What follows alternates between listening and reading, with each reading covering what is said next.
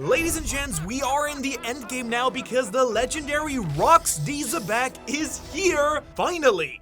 Woo! Zobec at last. Years of theories have all built up to this moment, and we have so much to talk about. It's not gonna all fit into one video. His design, how he's probably tied to two different emperors, what he was doing at the Revery, what and why I think that he might be the single most dangerous force of nature that the One Piece world has ever seen. And I hope you forgive me that I'm kind of struggling to figure out exactly what I should talk about here first, but I think we should start with the fact that this dude cut a mountain in half with 2 fingers. That's probably a pretty good start.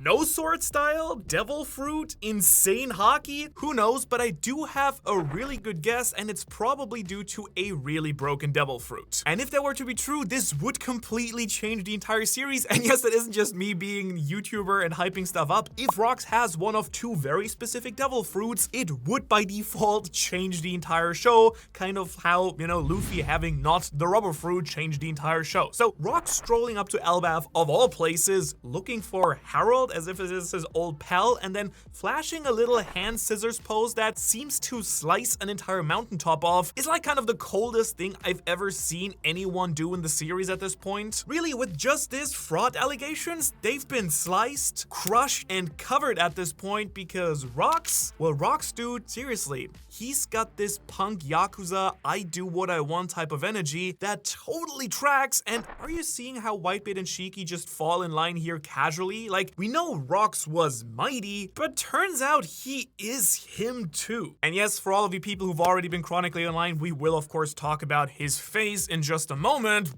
but I do want to focus on his powers first because it could all tie together. What we do know for a fact is that my man here has got some beastly hockey. Kaido confirmed that one for us ages ago, and we do know he's strong enough to single-handedly drop a Marine Admiral, it seems. But how? Was it just the hockey? Well, partly probably yes, that's definitely going to be a major part for his character, though I do think he may also have 1 or 2 or even 3 devil fruits that helped him conquer the seas alongside his insane hockey skills. Remind me again, his name is Rocks Zobec, yeah? And he was seen in this chapter using a little scissor hand to chop up that mountain, right? Well, I don't know if I'm the first one to point this out. I do hope I am, but I do think that Oda is being a very cheeky person here and revealed to us his fighting technique in this chapter with these very actions. Because you can probably tell at this point that I think he might go full Kid Goku / Kid Gon with this and use the power of rock, paper, scissors, wow, I messed that one up, to cleave and dismantle his enemies, which would, yes, imply the totally legit cousins, Paper Zobec and Scissors Zobec. Those Scissors Zobec might just be the Mountain Eater himself. I'm just kidding. Let's be real. This would make sense. Oda's on a record worshipping Toriyama, rightfully so, and the tone of One Piece does match OG Dragon Ball a lot. So him paying tribute to Goku through Rocks does make a lot of sense. They're both the mightiest in their shows. And in case you're confused because you might only know about the Kamehameha, Goku used to do rock, paper, scissors in his fighting technique to take down his enemies. I'm pretty sure that Gon is also based on this version of Goku too. And I'm not lying, this technique also would work incredibly well under the assumption that, like his son, Zobec had multiple devil fruits maybe. And in particular, I'm thinking about the ones that surround him in the series. I mean, his son, which by the way was a crazy way to just casually drop the info that he's Blackbeard's dad, what uses 2 devil fruits too and seems to follow in his footsteps is really interesting, right? Teach uses the Quake fruit and the Darkness fruit and seems to be hunting down a 3rd devil fruit, 3 fruits, 3 hand signs, and a whole lot of hockey to help him dominate the ocean. So what if these actually tie into how Rocks himself fought too? What if Rocks was the original user of the Quake fruit, the Darkness fruit, and a 3rd special fruit? With the Earthquakes, his fist embodies rock. We do see Blackbeard and Whitebeard do that. With Darkness, he can cover his enemies and snuff out their powers the same way one uses paper, to cover rock and defeat it. So that just leaves scissors, right? Well, what fruit do we know that has the power to cut things, or I guess more accurately, chop things?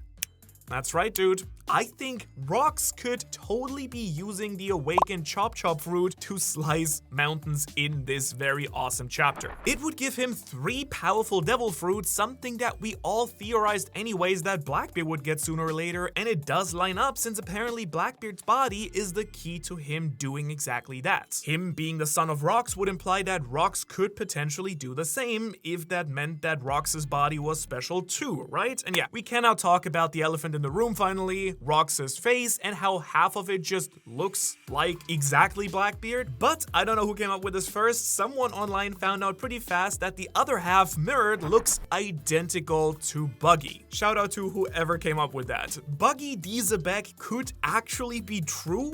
Is that what that says? I mean, heck yeah, I've been putting off making that very video because I love the idea but never felt like I had enough evidence for it. But now that we have this face similarity, it's really a smoking gun, and I do think that the Chop Chop fruit being Zobec's 3rd secret fruit that his other son now uses in the main story would make a ton of sense and be some insane 4D chess that Oda plays here. Also, it would mean that 2 Emperors of the Sea descended from Zobec, which also kind of rips. After all, with the confirmation now that Blackbeard is Rocks' son, we've got 3 emperors with insanely important parents. Luffy has Dragon, Shanks has Garling, and Teach has Zobec. The odd man out would then be Buggy, but not if he is actually Blackbeard's younger brother. After all, Buggy is only 1 year younger than Teach and would have been born before God Valley, so it would work out timeline-wise. And that would of course mean that all of the emperors might have top-tier parents. And it also creates this cute little connection with Whitebeard and Roger because each of them would have raised 2 of their rivals' kids. Roger would have raised Shanks and Buggy, Garling and Zobec's sons, and then Whitebeard raises Ace and Teach, Roger and Zobec's sons. And I really hope that this one pans out to be true because it does give me hope that Buggy could become an actual unit and become legit during the final war. And it also means that he could actually get like 2 more devil fruits potentially if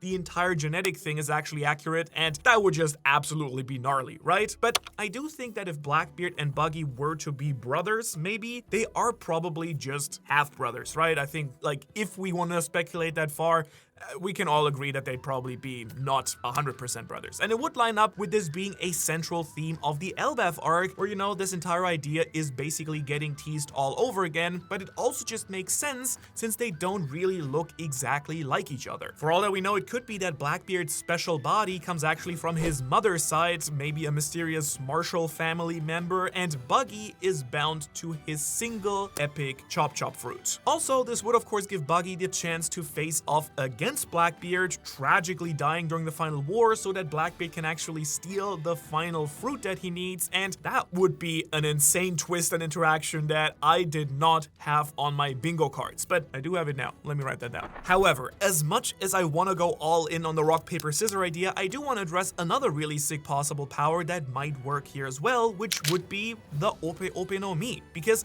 if Rocks was using the amputate technique that we do know from Law, he could slice that mountain pretty casually. And it could also open up the idea that Rocks might still be alive with some crazy power shenanigans, which could totally be the case and make a lot of sense if he had Law's fruit. The idea here basically would be that Rocks used Room, Shambles, to swap his personality with Blackbeard's when he was about to die on God Valley, and then Blackbeard was 2 years old during that battle, and it might line up with the statement that Oda made about a lurking legend with ties to Whitebeard appearing during the final saga, way back, by the way, during Jump Festa in 2017. Blackbeard actually being Rocks' son, yes, but in reality, it's Rocks who has been piloting the body the entire time. That would be insane and not too different from a lot of ideas that have been speculated before. It would also raise a new possibility for the whole special body thing, because if Rocks used the immortality surgery on Blackbeard before dying, he could have an immortal body capable of handling multiple devil fruits that way. Meaning that Rocks only had the Ope Ope no Mi when he was was alive, and that would be pretty sick. You know, both in the way that it's kind of epic, but also because he's actually a rotten man using his dead son's corpse for his own goal, kind of sacrificing his newborn son in a way. And something that might add some more evidence to this idea is the battle between Blackbeard and Law after Wano. Remember, Blackbeard had such a visceral reaction to the blood and clothes on the ground from Law, and it kind of makes me wonder if he's actually just excited to know that he can use that blood to extract the devil fruit powers and use them once again. He did just see the Seraphim use their green blood powers that belong to others, so if Teach is actually Rocks, or Rocks is somehow inside of Teach, then it would open up the idea that Law will keep his fruit, but Blackbeard Rocks will use the Ope Ope no Mi powers once again, the powers that were, ironically enough, originally his. Now that idea is kind of insane and could make sense, but I do think we just need a little bit more information here before I can confidently lean this direction. So for now, I'm gonna shelve this, go with the path that makes more sense to me for the rest of the video here. Though I guess I should at least acknowledge the counter argument here, which is of course that the little scissor pose isn't actually him doing something to cut the mountain and is instead him signaling that I have two questions that he's asking Loki at that point. Kind of also makes sense. It's probably also the case, but I do think it's less fun, or it might just be that both are true. Oda is kind of saying,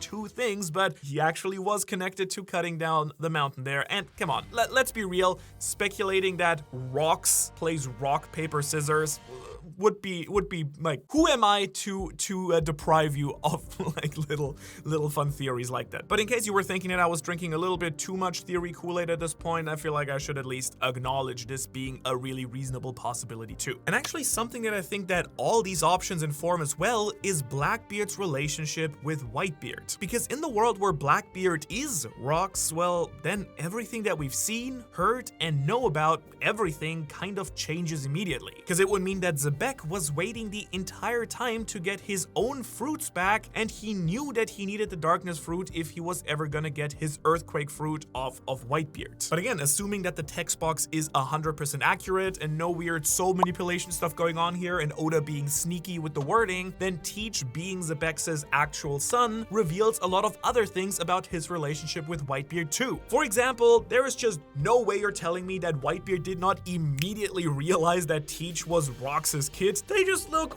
way too similar, and he did know the truth of the D-Clan after Roger and he drank their sake cups. So I really doubt that Whitebeard would reveal Blackbeard's origin to him. There's just no reason to do so, and he probably tried to raise Teach to be different than his former captain. That didn't work out too well, I guess, but since we've talked about his powers and relationships, I do also now want to shift gears a little bit and talk about something else that is bound to be revealed very soon now, but also raises a bunch of new other questions. Where in the world did this man even come from? And more importantly, why was he at the Revery? And while I do think I might have a really good answer, and if that were to be true, I think it would explain really nicely how a bunch of characters' lives actually panned out. So since we've now, I think, covered our bases with his insane powers, whatever they are, let's now shift into motives. Because we have learned in chapter 1154 that Rocks killed an admiral at a Reverie. What? The same Reverie that he apparently met Herald at, and that now he's coming to meet him for something important on his own home turf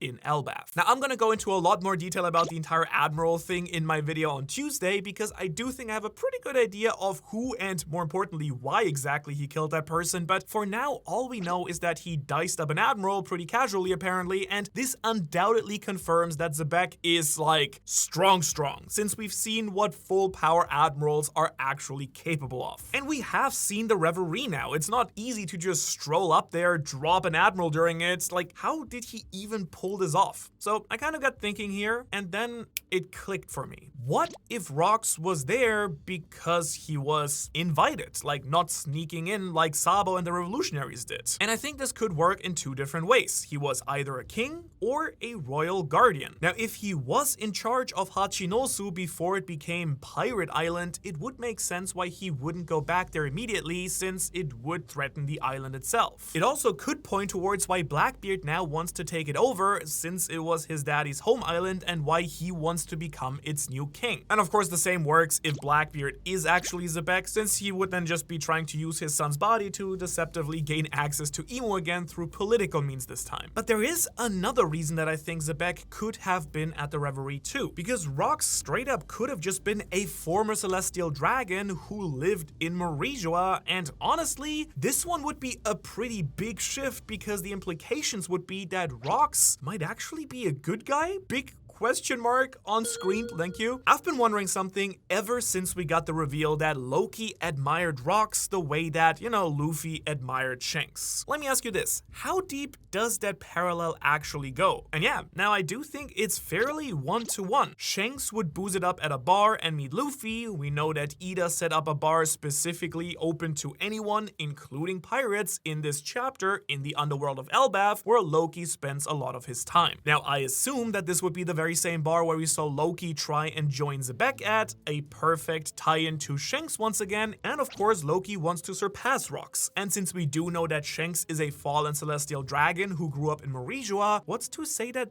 Rocks Zobec wasn't the exact same thing just earlier? Because if he was a celestial dragon, or even more specifically a holy knight, it could explain why he walks around like he owns the entire place everywhere he goes. That's kind of classical them behavior, and we do know that not all of them are completely devoid of empathy and sympathy, since Shanks, Mosgard, and Rosinante do exist in the story, and I do think it's very possible that Rocks wasn't having it with how one of the admirals was behaving and delivered some divine justice on his own. But then, for obvious reasons, you can't just have holy knights murdering admirals left and right with all the kings around, so he got the boot and became the world's worst pirate. I don't know, weird half Shanks, half Doflamingo sort of situation maybe? And if that were to be true, it could explain so much about the stuff that we know about Rocks too, like why he wants to be king of the world, why he would choose Elbaf as his safe ground, and why he was so freaking strong. Because he would naturally want to take Emo's spot on the throne at some point, and he was actively going for it because Loki explained that he would have met the Holy Knights if he was closer to Rocks' level. That was a line we got during chapter 1145 here, where Loki says, if I'd gotten far enough to run into them, I'd be king of the world by now. And we do know his goal was to be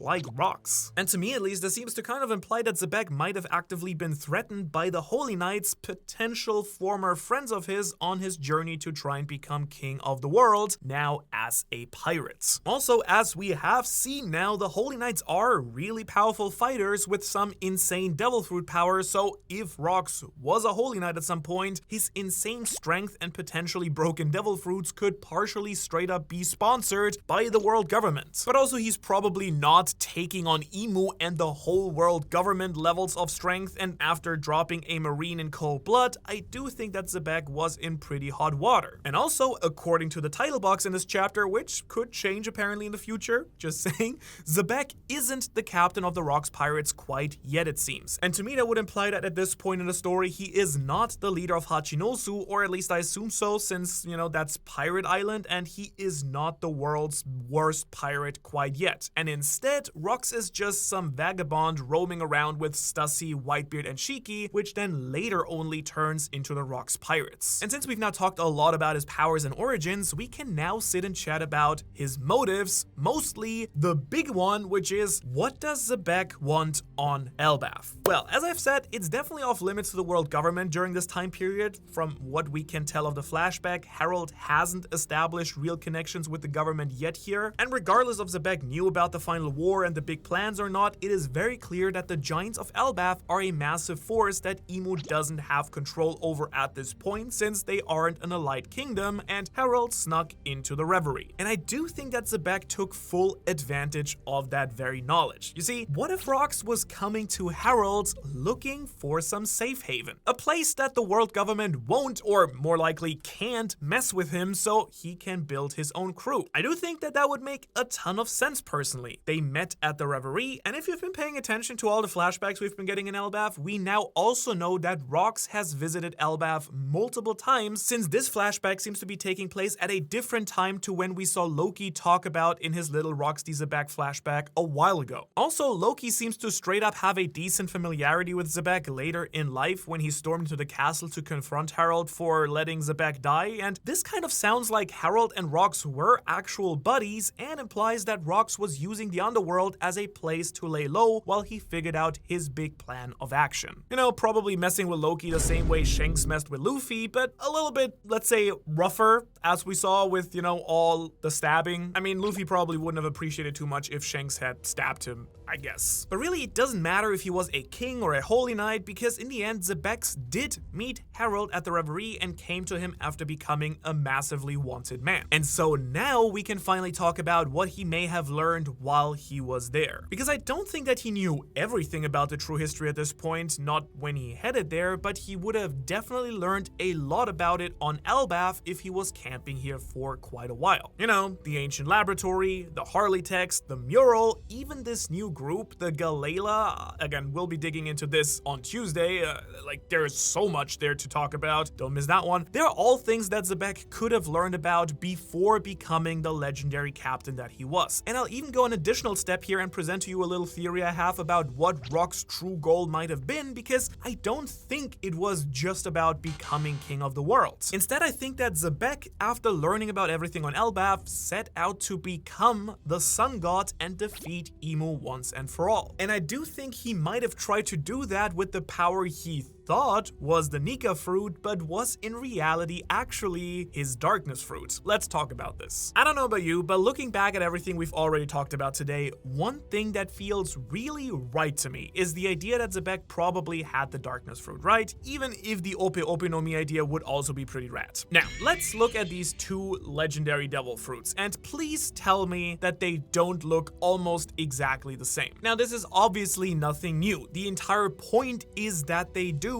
and Oda definitely didn't decide to make this by accident. Again, not an accident, not when it's Blackbeard's fruit and Luffy's, right? They are way too important for this to be a coincidence that they do look so similar. But what if the actual reason was because Zobec originally had the darkness fruit and he thought he could be the destroyer god Elbaf had prophesied? If he spent that much time there, then I do think it's just way too likely that he heard all the legends and saw the big mural. And assuming that he did, Rocks then had the power and the means to become Nika to fulfill the third world prophecy, at least on paper, or I guess on wood. But in reality, maybe he simply ate the wrong fruit, a simple mistake that then cost him everything. Blackbeard, his son, may have wanted to continue his father's legacy, fulfill his dream, and he would become, instead of him, the king of the world, defeating the evil god of the world and become the next one. But Blackbeard might have also gotten it wrong. He also straight up might have gotten the wrong devil fruit because he thinks he has the power to become the next god of the world for an evil and more twisted reason than Luffy, of course. Now, I still think that Rocks probably at least also was doing it partly because he was selfish. He was free, and the easiest way to maintain that was to be above everyone else. But I kind of also like the idea that maybe, just maybe, Rocks had some good intentions, was not quite as black and white as we think, and, you know, just was a little bit screwed up in the head. You might remember that I've talked about this before in my Big God Valley video, but I do think that there's a really good chance that Rocks tried to find Laugh-Tale, failed, and then told Roger how he could find it instead. That way, someone would eventually accomplish his dream. And if Zobec did try and become Nika, it would explain a lot about Whitebeard's final words to their shared son. Teach wanted to be like Rocks, and if he thought that he could claim the One Piece and fulfill his father's will,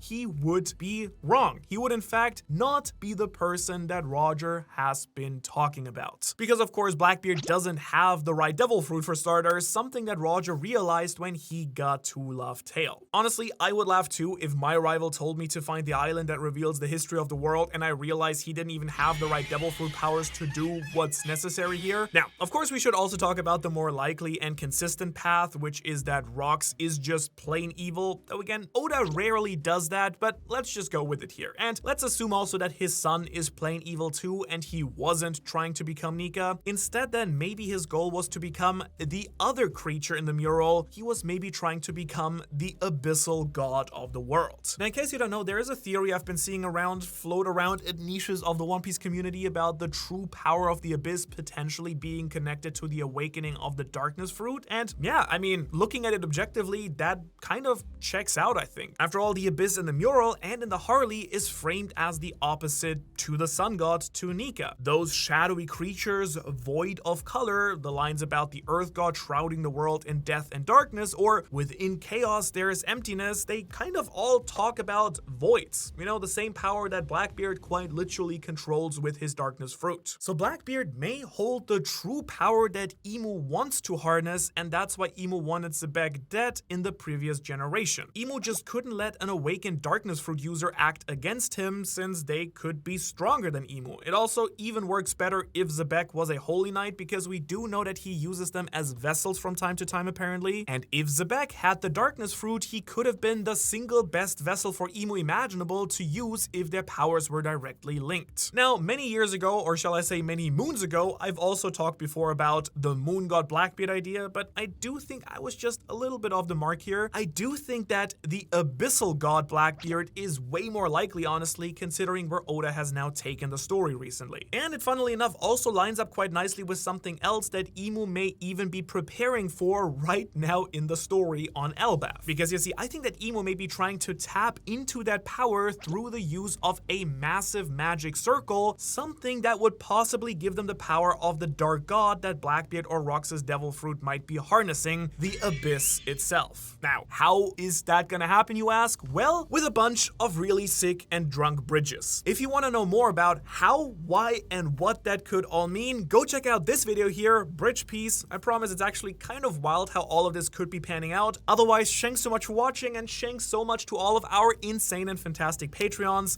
You guys really make the channel work. We have a bunch of really awesome perks for you over on Patreon, so go check it out if you're interested. And I will see you on Tuesday for Galela, Ancient Giant, Ancient Weapon shenanigans, because we're gonna talk about Pluton.